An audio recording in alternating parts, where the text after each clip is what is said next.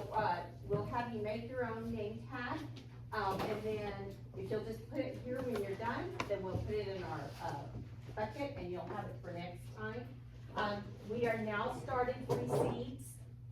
So if you have free seeds that you wanna donate, I have several of these boxes and my hope is to have tons of boxes, like all vegetables, all flowers. But right now, we're,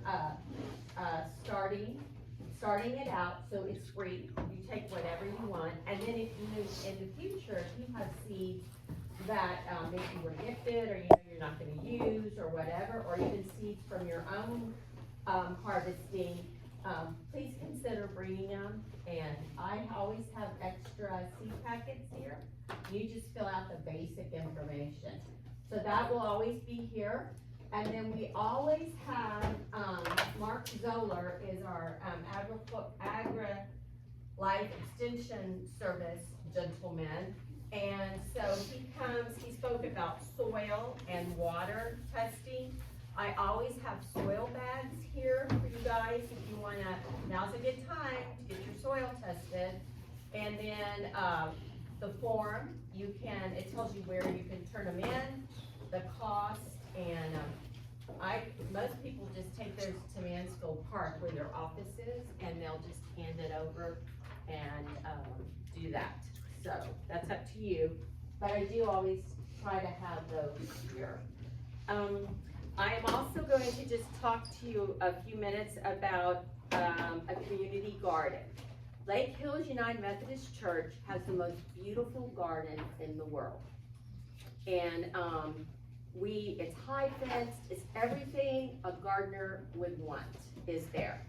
Except for maybe lacking a little bit of water, but we hope that, maybe we can fundraise, to take care of that. But, the pastor and his wife approached me and asked if we wanted a service project, and I said yes, and even if the garden club doesn't wanna do it, I wanna manage the garden for you, my husband and I. We are turning it into a community garden. So in February, we're gonna invite applications from anyone in the community who would like, they're 15-foot beds, some of them, would like to get a bed, plant whatever you want in it, except for him. And I don't wanna be rated. So, and then we'll, that's your space for a year. And there will be hopefully garden helpers there so many days a week to answer questions. I know we have a lot of people that come to our garden clubs, but they really don't have a place to do a garden, or their soil's awful, which most of our soil is not good. And so this is the perfect opportunity to sign up and take care of a garden plot of your own. There is no charge for this. It is a community garden. There are some rules that we'll ask you to follow. And whatever you grow is yours. Okay, you can do with what you want. You feed your family, you give it to someone to make preserves, whatever you want to do, that's your garden spot for the year. So, and the soil is really good, and we do have good water. So those things have been checked out, and last year, it is a very prolific garden.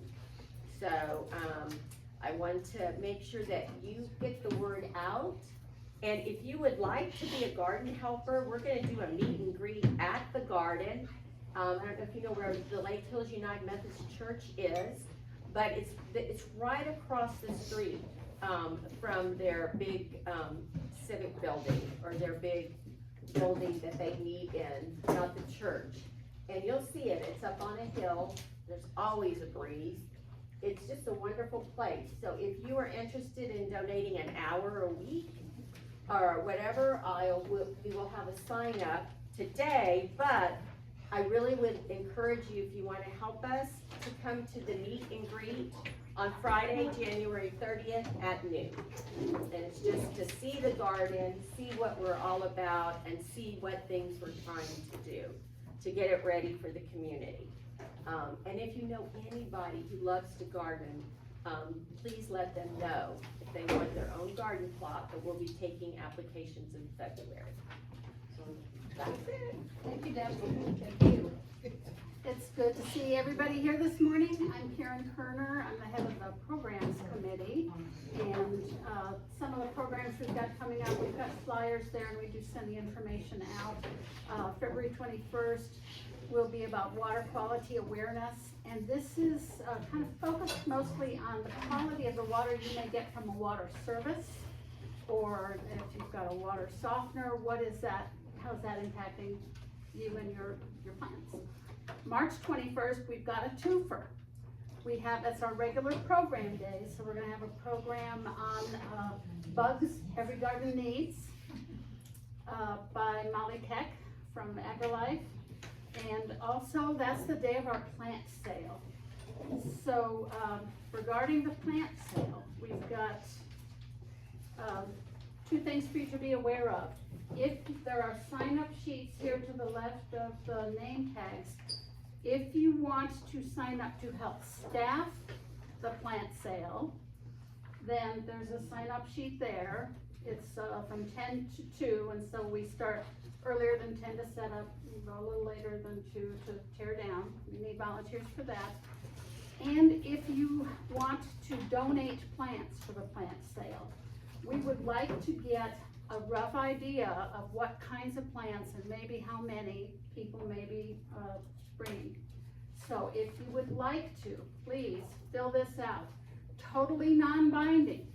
We're not going to demand the plants you signed up for. But this gives us an idea what people's intent is. So we see that nobody signed up for herbs. We know we need to get some herbs going. And so if you could make an estimate, this sheet will be out next month. Hey Karen, can you just start that passing around here? Because I want to go ahead and do that while we're talking. I could, yep. Here, I'll start. I have one too started there. Start from that. Okay, and that, yeah. It says types of, yeah, I think that's what you have. So, today, as our speaker, we've got Gwen Lingenfelter. A lot of people know her from the marketplace that she helps run up here. She's a local gardener and knows so much. You ready for me? Okay. So it's time for yeah. Time for Gwen now to begin. Okay. And Gwen, you can tell us a little bit about yourself if you need to put that in context. Okay, I'm just a retired person that gardens a lot. I'm not a professional, I'm not a master gardener, nothing at all. I'm not certified, nothing like that. I just garden a lot. And I did this presentation to the garden club last year.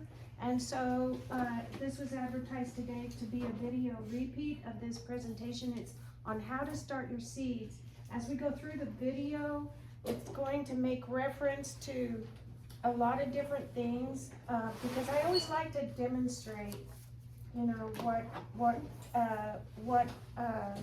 I'm talking about so that you can actually see it and touch it. So I'm going to start the video. And as we go through it, if somebody has a question, you can either jot it down or you can holler. And if you holler, I'll stop the video, we'll answer the questions, okay? Does that work for everybody? Okay. All right, there we go. I also use the worms, which they don't take much time. They're kind of cute, right? And I also have 3 honeybee hives. And I peeked in on them the other day, they're doing fine, even with the cold weather. And then I do meat chickens, laying chickens, and feeder calves. Could you raise the volume? We tried. Oh, okay. Now, why would anybody want to start seeds? How many of y'all already start seeds? Okay, we'll try again. Okay, quite a few, okay? Now, there's 4 good reasons that I know of to start seeds. And you'll notice I'm following my notes because I don't want to. I'm sorry. Okay.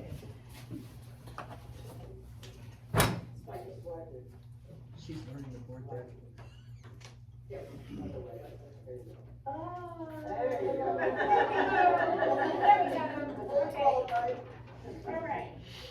So, you're probably not tomato seeds and you go out after the last average frost day in our part of the country and put them in the ground and expect them to grow. And the reason for that is because our last frost day is March 2 for this area, for Lake Hills. And, it's gonna take your tomato seeds about 8 weeks, maybe 10 weeks to grow into a full-blown plant where it's gonna start producing, blossoms. Okay, count the days. March 2, April 2, May 2, May 2 to May 15. About in there is where you're gonna start seeing your blossoms. And the blossoms is what's producing the fruit. Well, guess what? Last year, May 15 was our first 90-degree day. And after May 15, we had 4 100-degree days, and all the blossoms are falling off. And so if you're starting your tomato seeds outdoors in the garden after March 2, you're not gonna have a harvest. So what you do is you start your tomato seeds indoors, and then that gives you, like, at the beginning of January, middle part of January, and then that gives you 6 or 8 weeks for them to become good tall plants. And then after March 2, you then put them in the ground, and then you're having tomatoes by middle April, end of April. So you're getting a harvest before the real extreme heat starts kicking in. And so what you're doing is you're basically extending the growing season by starting the season indoors. By the way, I also restart seeds at the beginning of July so that I can be putting those tomatoes in the ground mid-August and have a second harvest of tomatoes. Okay, so that's one. Okay, save money, yay. So I can go to the nursery or to the big box store and I can buy a tomato plant. $5 to $10. But I want 16 Marzano tomato plants. So 16 times 5 is $80. Or I can buy a packet of seeds for $5 and I can get way more than 16 plants out of it. So I just save $75. So growing from seed really saves money, especially if you get into seed saving later on. Oh, variety of crops. Here's my first demonstration. The big box stores and the nurseries have a very limited variety. I can very rarely ever find San Marzano or A. Lincoln tomatoes at the nurseries or especially at the big box stores. And I can also very rarely find those kinds of seeds. But here's Baker Creek heirloom seeds, and this one, I marked the pages. This one, when you scroll through to the T's for tomatoes, I know I'm picking on tomatoes a lot here today. When you scroll through to the T's for tomatoes, there's 59, I counted them, there's 59 varieties of tomatoes in here. And you should see them, some are huge. Look at these are really cool looking tomatoes. I'm gonna pass this catalog around, but my A. Lincoln tomatoes are in here. There's some that are purple, big, beautiful purple tomatoes. There's some that are flat. So I'm gonna pass this around. I'm gonna start at the back and end up back at the front. And guess what? That's just one seed catalog. There's also Johnny seeds, Gertie seeds, John seeds, Truly Market, Siskiyou seeds, Pine seeds. You can find seed catalogs just online. Just order them and they send them to you for free. You know, so you can pretty well always find what you need in one of the seed catalogs. And I like some of the online, like Johnny Seeds online, you can find anything in there. And then, of course, there's nothing at all quite like putting a little bitty seed in the ground and watching it bloom when it first starts picking up. I don't have one right here. When it first starts picking up, it's just tiny. Just like that. It's so cool. And then it grows into something big and beautiful that you can eat. It's wonderful. Okay, so that's why you should start seeds. And so, as a result, I'm going to talk about 6 topics today. You wouldn't believe that some seeds need to be prepared before you put them in the ground. And we're going to talk in depth about preparing your seeds for planting. A lot of times you plant seeds, they don't germinate, and you don't know why. Well, there are certain reasons why, and we're gonna get into some of that.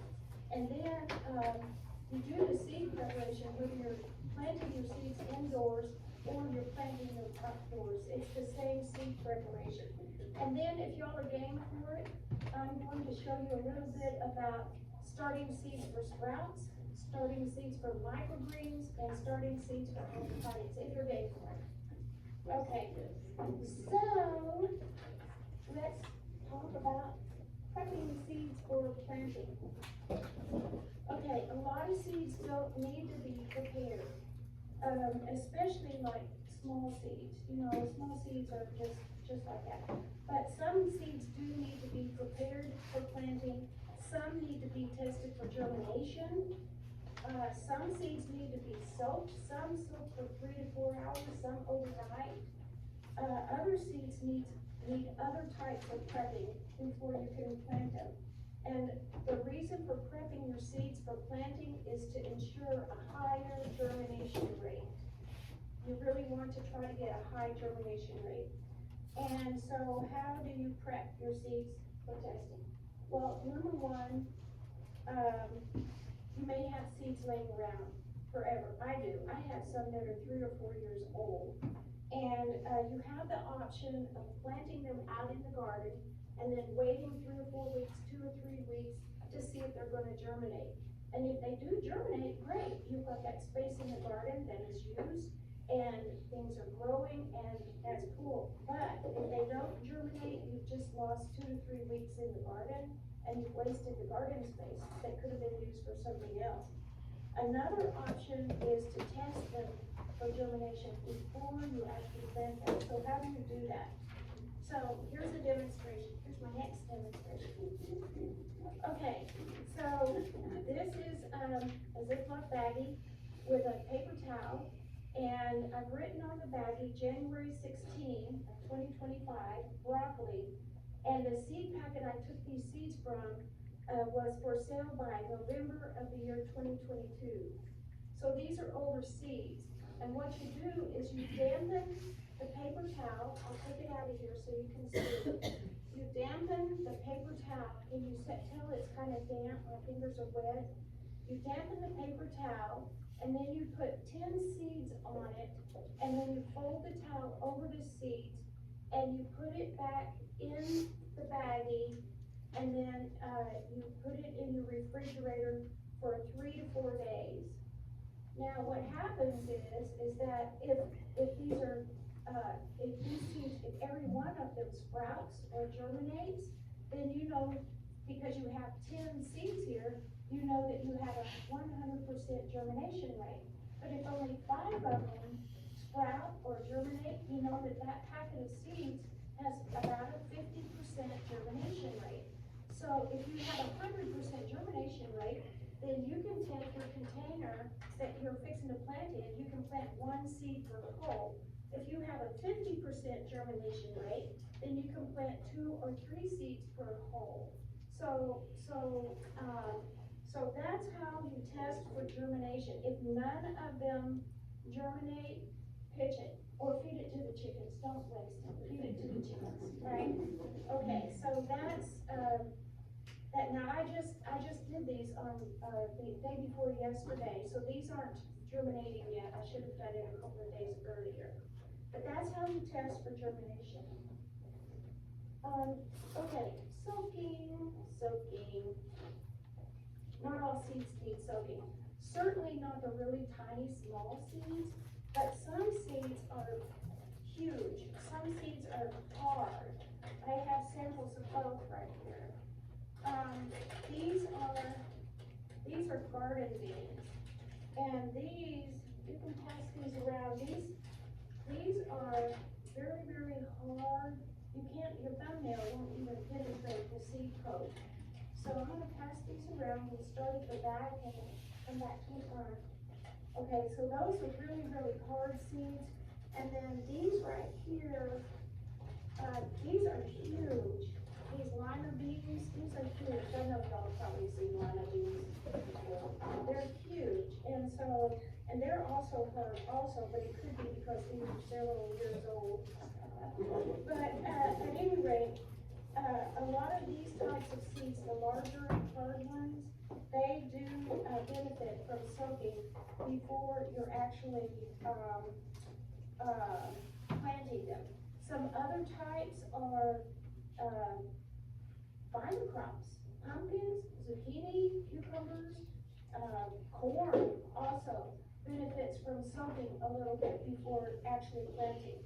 Okay, so here's something else. This is 2 packages of lima beans. Both of them are Ford Hook lima beans. And guess what? The burpee doesn't have any reference at all to soaking before planting. But it does say that the germination is 7 to 14 days, okay? Well, this one, same bean, same variety, but it's from Fairy Forest. And on the back of it, it says soak seeds overnight in warm water. This one, the germination is 6 days, where this was 14 days. So that should tell you something, that some companies will tell you so and others won't. But it also tells you that if you soak them, you're gonna have your germination is gonna be a lot sooner. So it's really kind of up to us to determine whether we want to soak our seeds or not. It's never gonna hurt to soak your larger seeds. And you put them in warm water and leave them out. Yeah. So the small ones you put in the fridge, the test with the paper towels go in the fridge overnight. Yes, But the others, Yes. you leave out. Okay, Yeah. So we do that. yeah, you can just put them just like, just in something like this, and just soak them overnight. I always soak mine overnight, soaking. Okay, now, what does it do? What does soaking them do? Soaking them softens the seed coat, which will allow the water to penetrate more easily. And so when the water penetrates more easily, that's what initiates the germination. Okay? You use, like you said, you use clean water. It needs to be room temperature or slightly warmer, certainly not hot and not cold. And, if you do see some seeds that are floating, those, after you soak them overnight, those are dead, pitch them, give them to the chickens. And, okay, and then the other thing about that is that have your planting materials all ready to go, because as soon as you take them out of the soak, you plant them up. As soon as you do, don't let them dry out. Okay, now, how many have ever heard this word before? Stratification. Is anybody? Okay, all right, okay. What is it? It is the process of, I'm reading from my notes here. It is the process of pre-treating seeds to break their dormancy and start germination. So, we'll talk about that for just a minute. There's 2 types of stratification. There's moist and there's not moist. So like you take, seeds from, from plants that grow in the desert. There's no rainfall, there's no snow, so they don't need moist stratification, they need dry stratification. But then you take, a lot of other seeds, they go through a really cold winter, and then in the spring, when it starts warming up, that tells them it's time to start germinating. So stratification is where you put them, you're mimicking nature. You put them in a cold environment for a long period of time, and then you warm them up, and that initiates the germination. Now, how do you know what needs to be stratified? Okay, I have a list, and I'm gonna share it with you. And I got this from this academy that I'm in, and this particular section was how and why to cold stratify seeds. This list is herbs, okay? And so things like rosemary, sage, thyme, lavender, lemon balm, fennel, just a few. You can see this is a very long list. And so I'm gonna give this list to Denise to put on the web. Okay. And so now that's herbs. I have another list. This one is flowers.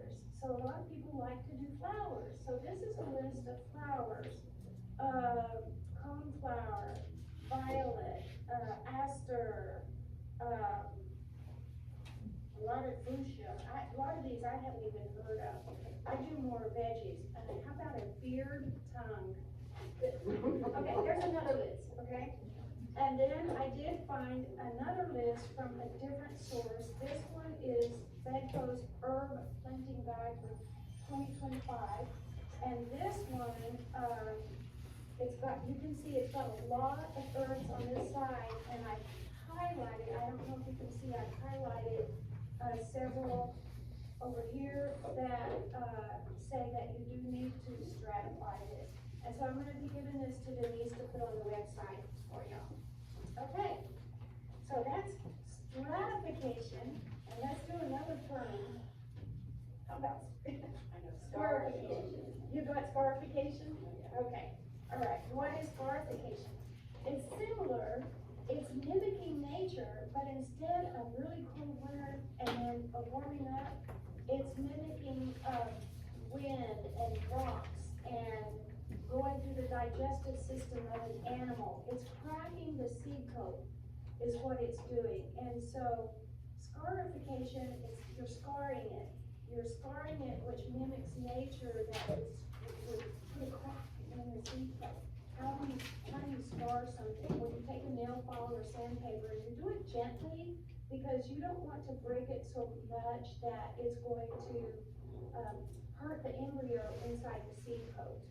Okay, so that's scarification. Another way you can cause the crack inside the seed, in the seed coat, is you can bring water almost to the boiling point, put it in the water for just a couple minutes, few minutes, and then take it out and immediately put it in ice cold water, and that should cause a crack in the seed coat. And what does that do? When you crack the seed coat, it allows, when you put water to it, the water can get in and cause the embryo to start germinating. Okay, does that all make sense? Okay, now, I have another list. Okay, and this one is a list of things that need scarification. And so if you wanna get that deep into it, go to the website and these lists will be there. And by the way, I'll just add right here that if you watch this video on YouTube, the things are in the description, all the things she's referring to. Scarification. Now we're gonna talk about indoor seed coating. And now we're just gonna pretend we've got our seeds prepped, and now we're ready to start doing our indoor seed starting. What we're gonna look at here is soil, grow lights, containers, temperature, timing, depth, water, labels, airflow, and potting up is what we're gonna look at in this section. All right. You need a seed starting mix, and you need to make it yourself. And it should be 45% of potting soil, 45% compost, 10% construction sand, and 3% worm casting. And so I call this a 103 blend, because if you blend it yourself, you get yourself a big bucket and you put the label on it that says seed starting mix, and you mix these components in the bucket, and then if you use it all, you can mix more. If you don't use it all, you've got a bucket dedicated to the seed starting mix. And it's amazing once you start seed starting that you really run out and you need more and more and more. Now let's talk about each of these components for a minute. Most potting soil that you buy has a lot of wood chips in it. And the wood chips act like a little manhole cover. They keep the seeds from growing. This is the seed starting mix without the wood chips. This is ocean forest. And I use it, it's this Fox Farm Ocean Forest. And I have some here straight from the bag. I'm gonna pass this around. You can see there's no wood chips in this. This is straight from the bag. I'm gonna pass this around. You can kind of look at it and see this is good soil. This doesn't have, this is the kind that you want. If you get something that has a lot of wood chips in it, then you need to somehow sift the wood chips out of it. You don't want the wood chips when you're trying to spread seeds. Okay, now, the wood chips also rob the nutrients out of the soil, so that's the other thing. Now also make sure that whatever you do, read the labels, is it organic, what nutrients are in it. The Fox Farm has, what does it have? It has fish emulsion, backwater, worm castings, it's got other natural ingredients in it. Okay, now we're gonna talk about the compost portion of it. They also make another, Fox Farm makes 2 different types of pine, well, there is another one that I'm seeing in the other bag. Really? Yeah, there's 2 different True Value types. down here. Yeah, True Value has. Yeah, they didn't have the ocean forest, but they had another type, and I can't I'm remember. gonna have to go check that out. I wonder what it. They have it what right goes here. Yeah, they do At have it. this now. True I Value. really like picture of that bag, but there's. Not the one in Primera. I have a bag of it on my back porch, so. Okay, I'm gonna check that out. It's good stuff. Okay, back to compost from big box stores, how many, how long, how many weeks has that compost been sitting there inside a bag, under a bunch of more bags, and is it even still alive? The whole thing about compost is that it's living, it's got organisms, it's got, microbes, and it's got beneficial nematoids, all the good stuff, it's alive.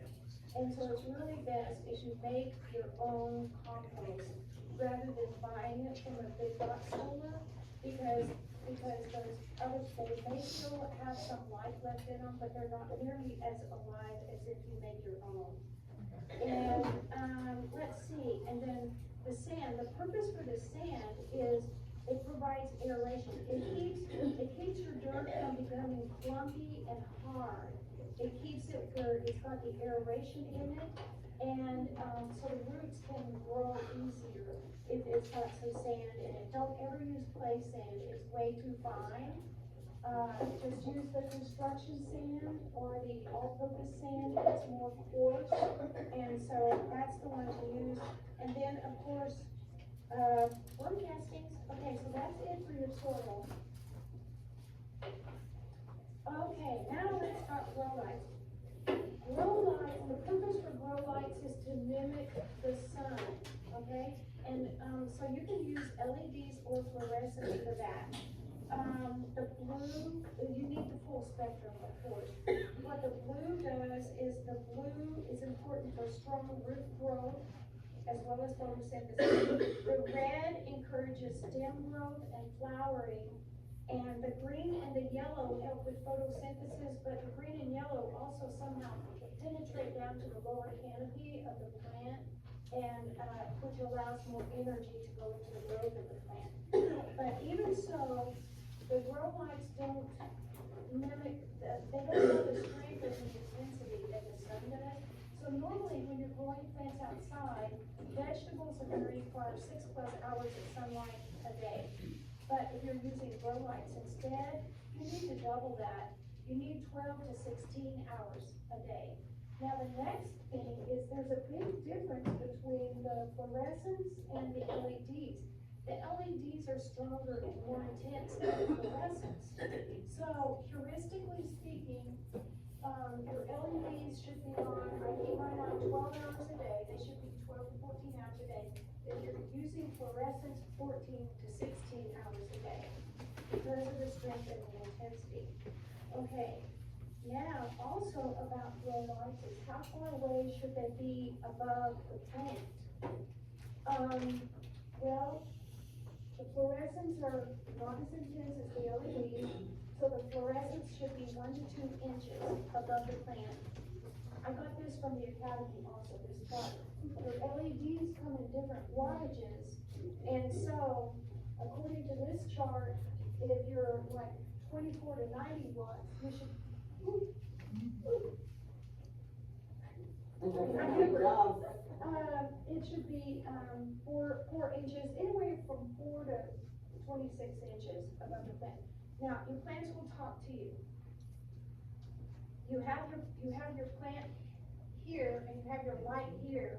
If your plant is starting to look like it's weak and skinny and reaching for the light, so you wanna lower your light. If your plant is getting a little bit burned or blemished on top, your light's too close, so move it too close. So you move it away a little bit. And so just always notice what your plants are telling you. They will talk to you that way. And, so that's it that I have for lights today. So now we're gonna talk about containers. And we're gonna talk frugal options. And I'm very frugal. You can use egg cartons. If you do, make sure that you poke a little hole in the bottom for drainage. I frequently reuse containers, from, where I bought little starts before. When you're using things like this, or like this, where you bought from the store before and you brought them home and you cleaned them out and you're going, oh, that's good, I'm gonna reuse that. Make sure that you wash them in vinegar and water. And then also, I soak mine for 30 minutes after I wash them in vinegar water because that sterilizes them. And then rinse them real good, and then they're good to go, good to use again. Here's another frugal option, is a takeout container. And this one is actually pretty cool because it also acts as like a little greenhouse to help it germinate better. I do have I get these on Amazon.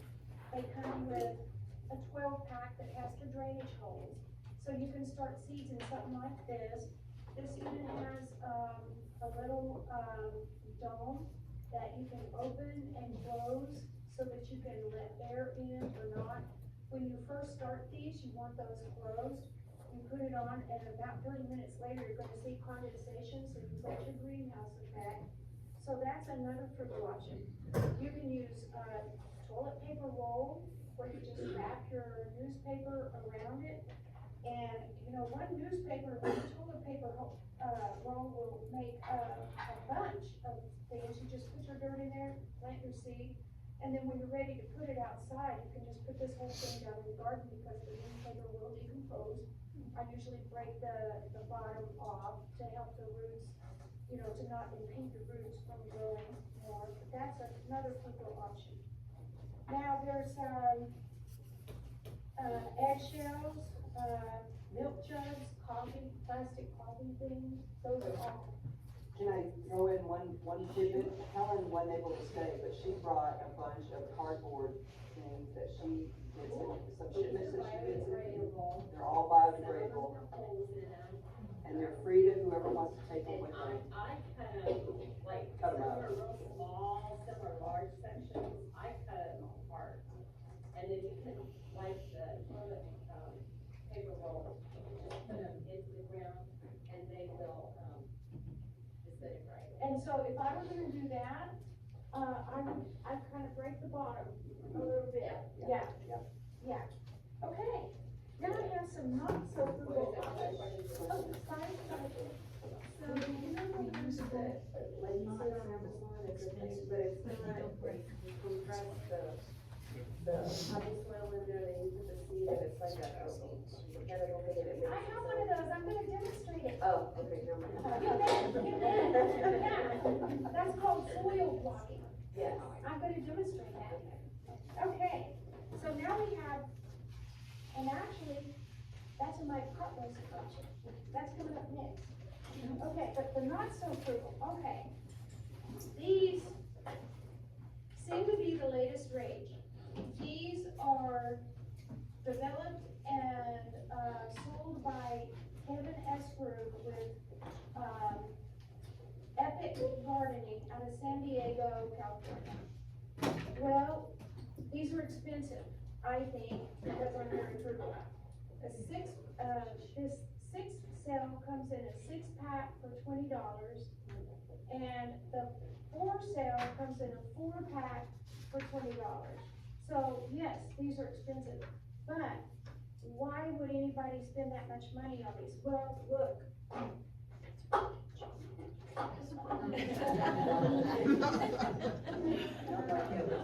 Okay, like this, this, I used it twice and it split. And so you're always replacing stuff like this. These, you do these, this is a lifetime investment. Okay, so that's one reason that it's a rage, and here's the next reason it's a rage. Like, how many times you get one of these and you're sitting there and you come out of there and so it breaks when it's coming out, right? This has a finger hole. It has a finger hole where you can use. What I do is I use my transplant dibber and, I loosen up the side and then I poke it out with the back. One, the other day, we're gonna pass that around.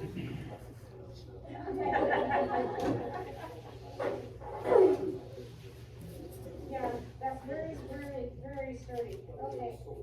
So that's the not so frugal option. Now we're gonna do the frugal option. And I'm gonna demonstrate. How many inverted soil blocking? You do it? Oh, wow, okay. Okay, so, this is a soil block. And, what it does is, it's like, she said, you fill it up with soil, and then you push the block out. Now, I'm gonna demonstrate this. Mine, I don't know, Deb, does yours have these things that? Yes. Do they actually clip on there? You put them down and you put the soil in it. Yeah, but if they don't clip, I have to just gently set them on there. Okay, so what you do, what these are for is this makes the hole in the top of the soil block for your seed, okay? So I hope y'all can all see this demonstration, because I'm actually gonna do this for you. So you put these little things there, if you can make them stay, okay? And then I have found, I don't know if you found this, but your soil has to be more wet than usual. It needs to be, but not too bad. You're gonna experiment 9,000 times until you get the right. Yeah. So what I'm gonna do here is, I think I have my soil maybe a little bit too wet, but then you just take and you just fill this up with soil. And yeah, I do have mine a little bit too wet. But, and you pack it tight, pack it tight, pack it tight. I have a little wooden, it's actually a cooking utensil, and I tamp it down with that. I don't know what it's called. That would be a good thing to have, yeah. Okay, so now I've got it packed in there pretty tight. You wanna see? I could have it, no, the black one. The black one. Yeah, the black one, yeah. Yeah. And those seed, blockers come in all different sizes as well. Yeah, they You get do. little. Yeah, so if we just set it right here. Okay, then what you do is you turn it over. And then you put it down, and then as you're pressing this down, you pick the metal up. And so I'm gonna try to do that, okay? So, we made a block. Alright, and then the little black things, you pull them out. I had my soil a little bit too damp, but you can see here, now you have a block of soil with no pot. It's potless. So you put your little seed, can you see the little hole right there? So you put your seed right in that hole, and then depending on the size of your seed, you put a little dirt over it. And you can make a lot of these to fill up this whole tray like that.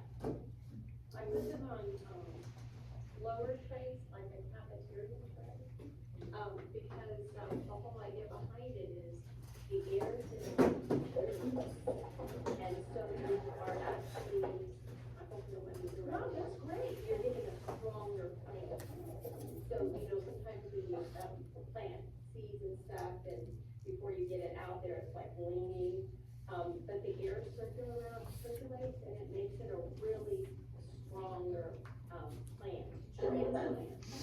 And then you, at a certain point, you will transplant it to a regular pot, like if you're, if you want to, you need to get bigger. But boy, it's done right. Well, I'm glad to know somebody who's done it.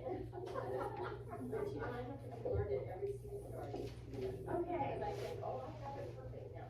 did that help you? With the watering for something like that, how does that work? You bottom water and let the soil soak up the water. I actually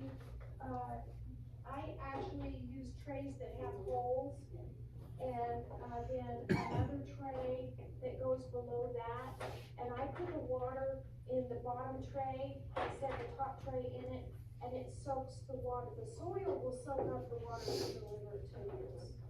You bottom water all of your starts. I do, and I'm gonna show you that. Yes, I do. You will see, well, you'll see all of these. I do, like right here. No question. Yeah. Can you just tell us where you get the I got these from True Leaf Market. To learn how to do microgreens, I bought the 2 different microgreen kits from them. Their water-based microgreens came with the green, and their soil-based microgreens came with the black. And the thing about the microgreen trays is, notice how short they are compared to like these other trays. Notice, I don't know if you can see. See how tall these trays are? These are like 2 or 3 inches tall. These are just like 1 inch tall. Microgreens don't need height. So that's why these trays are smaller. Yes. Have you heard of Using red solo cups or blue solo Yes, cups? you can do that. Yes. You can use those every year? You can, well, until they get out. Well, yeah. Yeah, just make sure that you wash them, with vinegar, sterilize them with vinegar and water. Yeah, a lot of people do that. I have a friend who uses red solo cups to raise plants for sale. It seems like they would hold up better than those tiny little ones.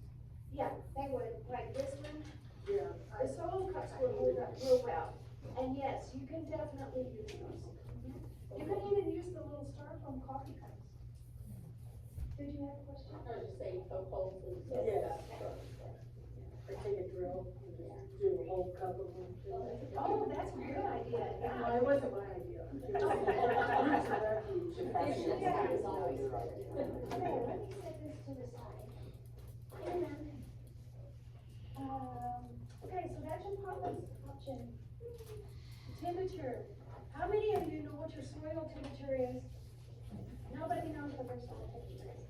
Okay, one of my biggest mistakes I ever made was not paying attention to soil temperature. Soil temperature is very important. Here's what you're listed. Warm weather crops require 65 to 75 degrees to germinate. Hot peppers, 80 degrees and more to germinate, just to germinate. And cool weather crops, 50, something like that. Now, usually soil temperature, the actual soil temperature is usually up to 10 degrees less than the air temperature. So if it's 72 degrees in your house, your soil temperature when you're starting your seeds could be as low as 62 degrees. They do make soil temperature thermometers, so you can see what your temperature is, and some of them are really inexpensive.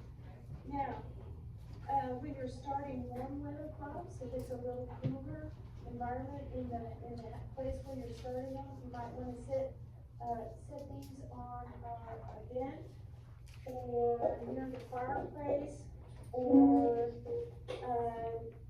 on a heat mat. Do y'all know what a heat mat looks like? No. Oh, okay.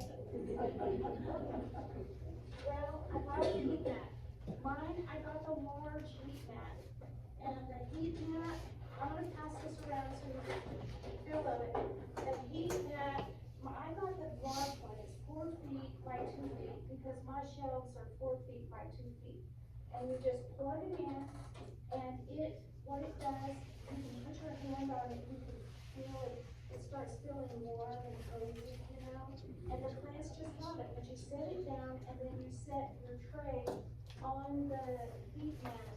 And so for your warm weather crops, if you find that your temperature is down around 62 or something like that, you're probably gonna wanna set it on a heat mat. They make smaller heat mats. Heat mats don't have to be as big. Did y'all want this passed around or look at closely? It's something on the right. Okay. All right, So what controls the temperature of the heat mat? it's just constant, and it's gonna be just a constant temperature. About 70. Pardon me? So like what It's is about 70, Okay. it's about 70, Okay, and it won't ever change. okay. Okay, now, you never use a heat mat for cold weather crops. How do you know what temperature you need for your seeds to germinate? I have another list. Here's another list, okay, but this list is 5 pages long. Okay, and this list, I think I got this one from the academy also. The third column on this list is what temperature the seed needs to be to germinate. So, for example, Brussels sprouts, 45 degrees. Cabbage, 45 degrees. Carrots, 45 degrees. There's a range on here, of course, I'm giving you the extremes. When you go back here and look at, well, let's look at okra. Where's the okra? I was surprised. Okra, 80 degrees. See, this is a big range, 80 degrees, 40 degrees to 80 degrees. So you really want this chart.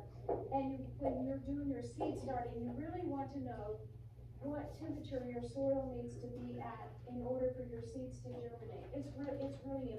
It's another one for you to upload. Okay, so if you're doing cold, like you wanna put in your cold weather crops, obviously in the fall for here. So you're gonna be starting your seeds in the summertime, so you put them in the refrigerator, is that what you're doing? Well, okay, so right now, you can put your cold weather crops in the ground right now. You should be growing those right now, because we're cold right now, and that'll be just fine.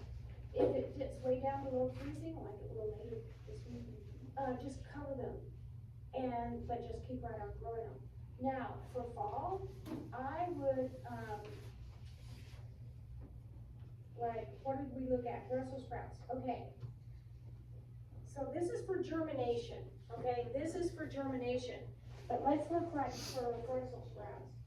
Remember I said it's a range, okay? So the range, okay, but this is just for germination, right? The next column over is for growing, after it's germinated. Okay, so after it's germinated, 50 to 75 degrees. Okay, does that help? Yeah. Okay, all right. So you'll really want this chart. That's a good chart to have. I go by that chart. Any other questions? Okay. All right, so I have a few more notes on starting seeds inside. Timing is everything, and you have to know the last average frost date. And weather star is my go-to for all weather information for Lake Hills area. And you can see even, in the URL, it's specific to Lake Hills. This website drills down to the latitude and longitude here, and that's how come it's so accurate. Now, why is it important? Let's take a look at this. If you go to like Farmer's Almanac, they say our last average frost day is March 23. This one says March 2. If you look at your seed packet, my A Lincoln says start seeds indoors 6 weeks prior to your last average frost day. Okay. When you back up 6 weeks from March 2, that's January 20th. That's day after tomorrow. You should be starting all of your tomato seeds day after tomorrow. If you look at peppers, it's 8 weeks. You should start with peppers on January 4. Okay, so always know that timing is everything, and here's why. Okay, so day after tomorrow, you're gonna start your tomato seeds, and by the time that March 2 date comes by, those plants are gonna be nice and tall and ready to put in the ground. So, and that's why the timing is everything. If you went by a different website, like Farmer's Almanac, who says March 23, then you back up from March 23, what would that be, like the middle of February to start them? And so you start in the middle of February, and yet it's only 2 weeks until you can put them outside, until it's time to put them outside, really, for our weather. So make sure you're following a good source for your first and your last average phosphate. And then follow your seed packet information on, when you wanna start your seeds. That's really important. Timing is everything. Now I'm anxious, I'm 2 weeks behind. Ariel is also. Yeah. That's okay. You talking about for your peppers? For everything. Oh, no, your tomatoes, you can do that after tomorrow. You're just fine. She's gotta prep them first. You soak them overnight. Yes, I do have to say that the old timers in the country have always said, I've learned this, it's been passed down in my family generations, that, as soon as you see a mesquite tree bud, you can put your plants into the ground. And I have to say, it has never failed me, never. So, I have heard that too, Debbie, but where do we have a mesquite tree around here? Oh, there's a lot up near where I am, on my property above the lake. Oh, okay. Yeah, so, and I watched it religiously. You need to post when they bud, so we're Yeah,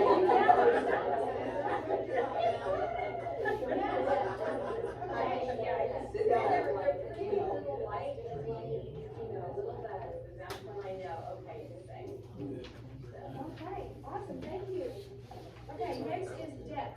If you have the really super tiny seeds, you just put them on the top and barely touch them into the dirt.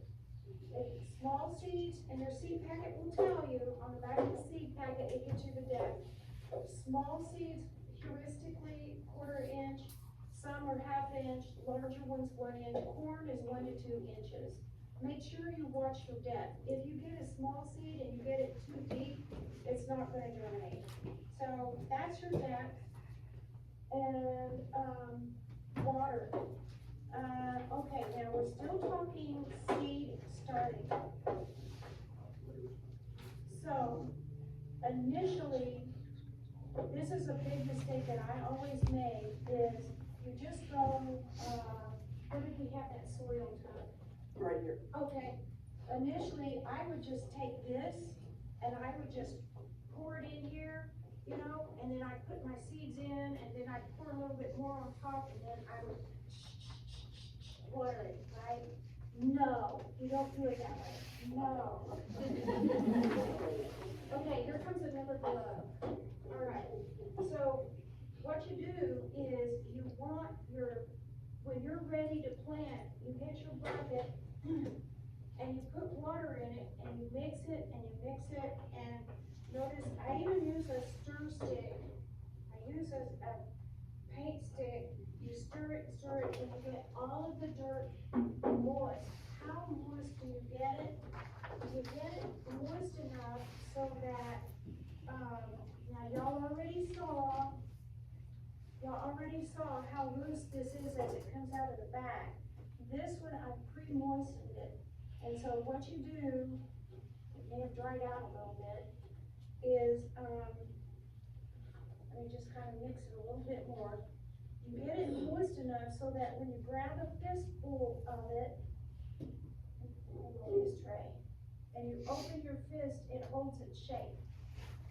Okay, that's how moist you want it. You don't want it dry, and you don't want it so wet that when you squeeze, water comes out. You don't want that. You just want it moist enough where it'll hold its shape. Got it? Okay, now why do you want it moist? You want it moist because the seed needs moisture to germinate.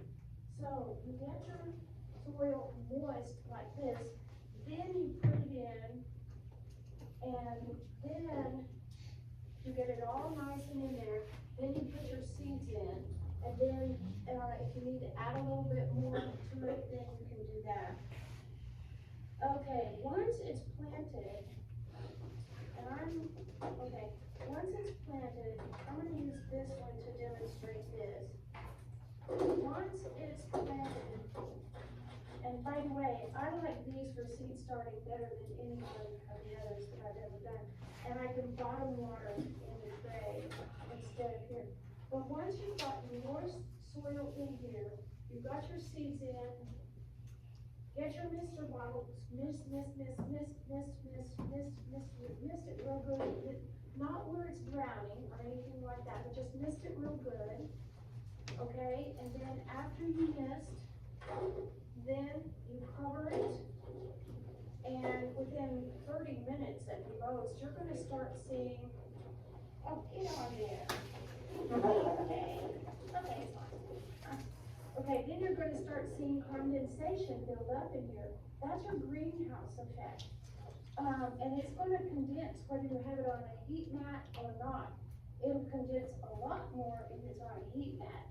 But you leave it on there to create a greenhouse effect. It helps to keep the soil moist while the seed is trying to germinate. It won't let the soil dry out, in other words. If you let your soil dry out before it's germinated, you might as well throw everything away and start over, because once the seed is wet and it dries out, it won't come back. Okay, and now once you do that, you do need to check it once a day. If you can feel of it, and if you need to mist it again, mist it again. Once it's germinated, then you take the cover off, and then you start watering from the bottom. And to water from the bottom, you just pull one of these out, pour your water in the bottom of the tray up to about a ½ inch, and then put the tray back in, and then leave it under the grow light, so wherever you have it. Okay, that's watering, and that's the dome. Oh, and I know a lot of people are concerned about bottom watering, but the soil will actually soak up the water and deliver that moisture to the roots. And so it's worked out. Well, this one, see how it works out right there. Okay. So that's watering. Am I taking too long? Okay. Okay. Labels. These kind, you get them in bulk. You notice I use them. This is, you always need to label with the crop, the variety, and the date that you planted it. Now, I also am old, and I like to have things at my fingertips. So I also add paper labels.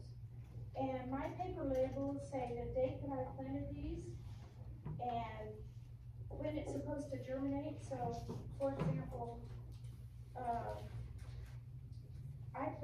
let me just pull this out so I can show you. I planted this, it's a rainbow sweet bell peppers. I planted them on January 12th. They are supposed to germinate on day 7 to 21, so that would be January 19 to February 2. I'm supposed to toughen them up on February 23, harden them off on March 2, transplant them out on March 9, and then harvest between 60 and 69 days on March 13 to April 12, or depending on which date I'm coming from, May 9 to June 8. So I put all that on my piece of paper, all of that information, because then as I follow this through its life cycle, I know what today is, so I know where I'm at on this. If I don't label it like this, I forget.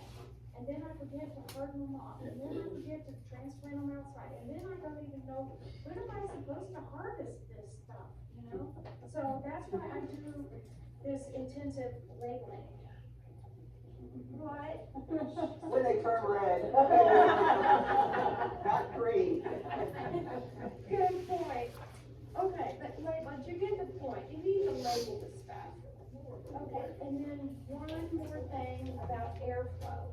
When you take the dome off and you set this, and you're inside under the grow lights, put an oscillating fan on it. What the fan does is the fan mimics the wind, and it blows them around and it makes them stronger. They get stronger and stronger, okay? And so put a fan on it to mimic the airflow. Remember, you're mimicking nature when you're starting seeds inside, and so you really do have to think of everything.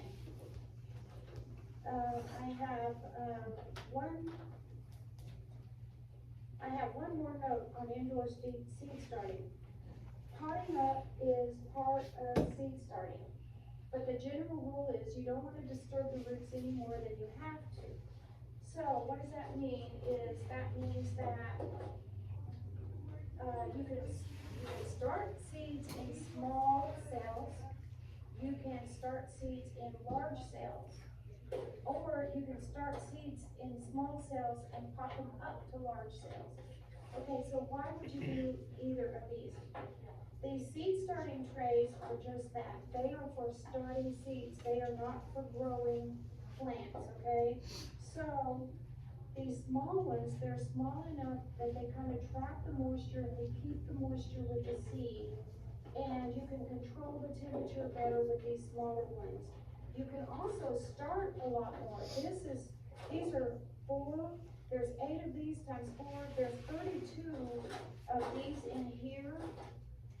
Remember, this is indoor seed starting, but if you're using larger pots in the same amount of space, you're only gonna get 8 plants, not 32. So that's a very good reason right there to use the small cells instead of the large ones to start your seeds. Now, also, notice the difference.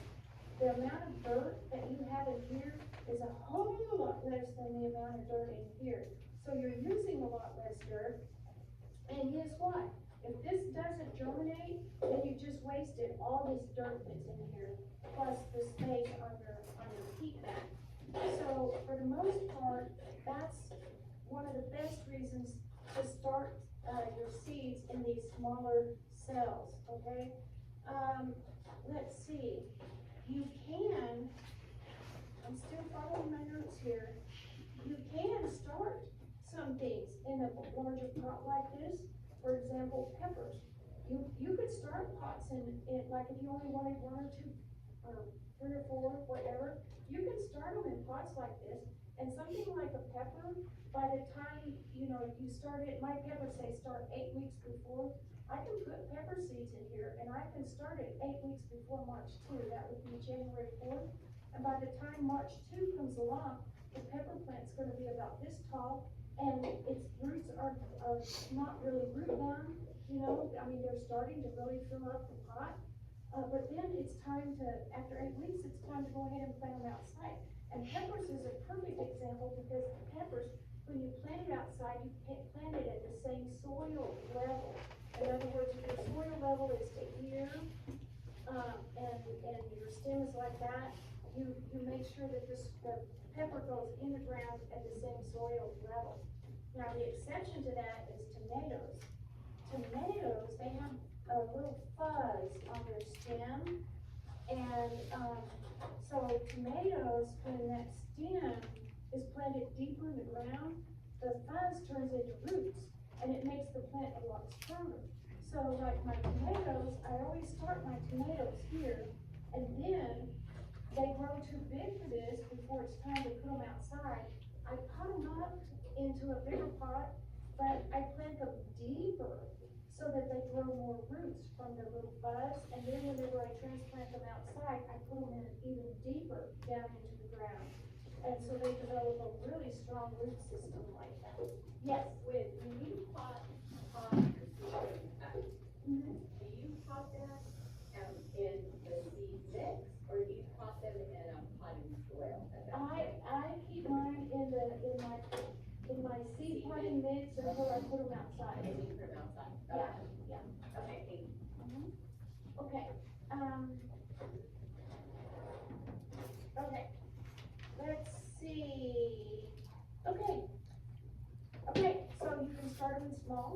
You can start them in large, you can start them in small and move them to large, but don't move them any more than you have to. Okay, alright. Okay, now outdoor. Okay, we're gonna look first at the benefits of outdoor direct sowing. No seedlings, I'm following my notes. No seedlings, no potting up, no transplanting, no starts, no grow lights, no heat mats, no hassle, right? So it's great. Most everything you can, direct sow, okay? You just have good reasons for starting them indoors, you know, which were the reasons that we said before. Some crops you don't ever want to start indoors. You always want to start them, you always want to direct sow. And those would be mostly like roots or corn, roots like radishes and carrots. You start those outside. You direct sow those outside. You never start those inside. Oh, I thought you had me. Okay. All right. So, we're going to talk about your soil first. We already talked about temperature for indoor seed starting. It's the same for outdoor seed starting. I did find, this is a thermometer. So it measures temperature, pH, sunlight intensity, and moisture. This one only does temperature. This one's $10, that's $33. So you can get different types of thermometers. You could even use your kitchen thermometer if you wanted to, you know, I mean, it's a thermometer, right?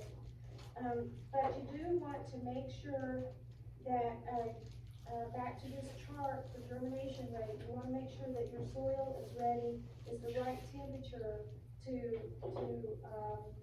you to plant and assure you a good germination rate. Your pH, this is a biggie. Every seed or every plant has a range of pH. Most of them fall at 6.0. And so as long as you're keeping your pH at a 6.0, most everything will germinate. If you're trying to plant something into a soil that is a 8.0, you're gonna have a tough time with that crop. So make sure your pH is right. Now, your soil, it's, I'll call this one a 103 blend also, excuse me, but it should be 1/3 your garden soil or topsoil, 1/3 your compost, we already talked about compost, and then 1/3 your construction sand. It's a little bit different than the 103 blend for your starting mix. But still, you need those components in your soil for the nutrients and the aeration in the soil, plus worm castings. The worm castings provide good nutrients. And preparing the seeds for planting is the same as for indoors, soaking, scarifying, stratifying. Okay, now I'm going to talk about the method I use to actually sow my seeds outdoors. Okay. Then we're going back to get your soil wet. Don't put seeds into dry soil. Get your soil wet, wet it down, use a water hose, let it wet, don't drown it. Again, get it to where when you pick the soil up and squeeze it, it doesn't drip, but when you do this, it keeps its shape. Okay, it'll keep its shape. So that's the first thing, is get your soil moist first. Then the next thing is place, if you're gonna use garden structures, place your TPs, place your cattle panels, place your, oblast trellises, place whatever you're gonna use before you ever start planting. And here's why. If this is a TP and you place your TP like this, and then you're gonna plant your bean seeds around where the legs of the TP go in the dirt. But if you plant your seeds first, and then you come back later and you're going, where did I plant those seeds? Oh, I think I planted over here. You don't know exactly, right? Because those seeds may be over there, and you're near your TP. So, you know, that's just, you know, it's something I did for a long time, and I'll never do it again. I'll always put my structures in first because of that reason right there. Okay, so then, after talked about depth, it's the same depth requirements, tiny, tiny seeds just on top, kind of press them in, 1/4 inch, 1/2 inch, 1 inch, corn, 1 to 2 inches. Now, also, at this point, I wanna say this, never cover any seeds until all of your seeds are planted. And here's why, you're gonna get interrupted, you're gonna lose your place, and so then I thought, okay, well then I'll just go in and I'll just make all my holes first. Well, then I start putting the seeds in the holes, and then I get interrupted, well then I come back and a little dirt fell on top of the seed, and I don't know where the seed is, I can't see the seed, so I put more seeds in the same hole. Or, I think, well, I thought I left off here, so I'll start right here, well, come to find out, I left off over there, so I have this whole row on. The best method I have found and I use is, I put the hole, I put the seed, I don't put any holes, it's all flat, okay, so it's all new territory. I put the hole, put the seed, put the hole, put the seed, put the hole, put the seed, put the hole, put the seed, I get interrupted, I come back, well, there's a hole there, that's where I left off, so now I'm picking up right where I left off. So that's just a method that I use, which makes the garden fuller and better. Okay. Okay, that's it for that page. And then water. You have to keep your seeds moist. Again, just like indoor seed starter, you have to keep your seeds moist until they germinate. You may be out there 2, 3, 4 times a day misting your seeds. You need to keep them moist until they germinate. You can use a light mulch to help retain water, not a heavy mulch, because you want them to be able to come up through there, right? But, just do whatever you can, you know, use a sheet. I've even been known to put a light piece of cardboard over it, moisten the underside of the cardboard, and put the cardboard over it, just to retain the moisture in the seed. The seeds don't need light, but when they germinate, that's when they need the light. So you can place cardboard over it, and then they'll start coming up. Like, don't put anything on top of the cardboard to make it heavy, you know, just, you know, do whatever you can to keep the soil moist until they germinate. Yes, just about 5-10 minutes. Okay, all right. Markers and labels. I come in with these craft sticks, and, after I planted, and I mark the rows, or That part is a repeat, and, that was the end of the presentation anyway, so are there questions?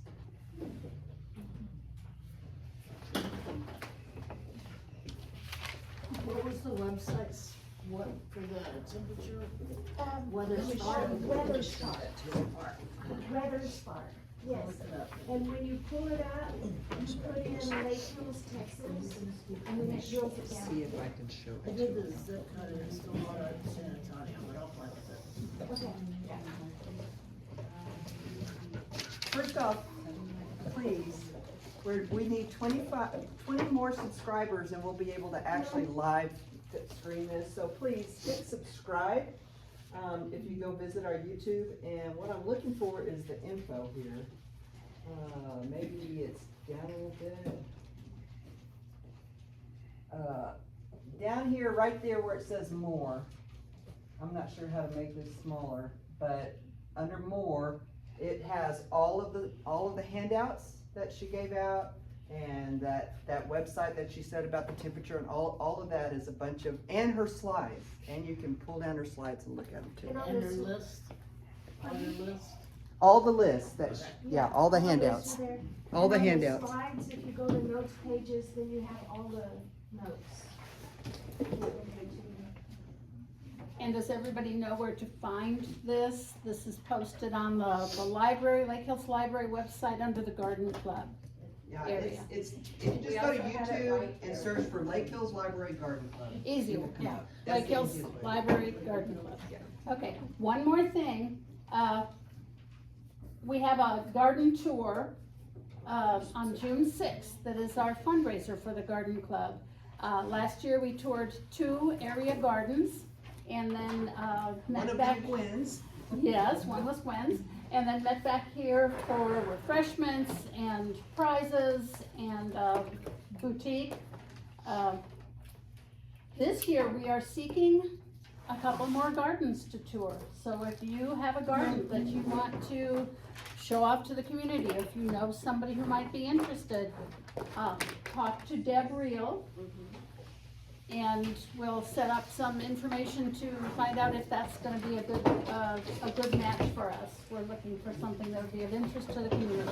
And We usually like to have like a garden that's more of a food producing or, vegetable garden type of flowers, things like that. And then we look for a second garden that's more like, we call it our whimsical garden. It's more a garden space that you go out and you sit and you enjoy.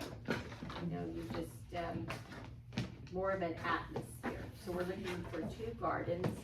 And we will be touring the gardens. Susie and I will tour the gardens in February. We'll get with you and ask when we can see your garden. Now, we know February, your garden's not gonna look really good, but we're looking basically for accessibility. People, there are places for people to park and things like that. So we had great gardens last year. So, and hopefully, we'll have 2 more new ones this year. before we do the prize drawings, attendance garden, prize drawings, let's thank Gwen for, I hope you got something out of it. This was very thorough, this was very good. and prizes. Yes. And I wanted to tell you too, in the seed thing, we have an abundance of Crawford lettuce. And you can plant it in the winter time. And so, I wanted to, we have quite a few, of those seed packets. So if you'd like to try it, please do. So, I hope it's from Crawford, Texas or what, but anyway. Okay, Gwen, why don't you Okay, pick? let me just grab one. Okay, that's good. This one is 121. Yeah. Okay, these are all, things that, well, you'll need in your garden when you start your garden. And then also, we have some seed packets in there for you. For this year, I'm gonna let Mr. Stein, you can pull one out. 133. 133.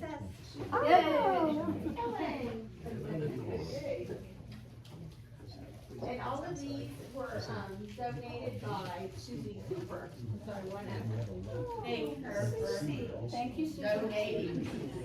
They're nice. Would you mind doing our next one?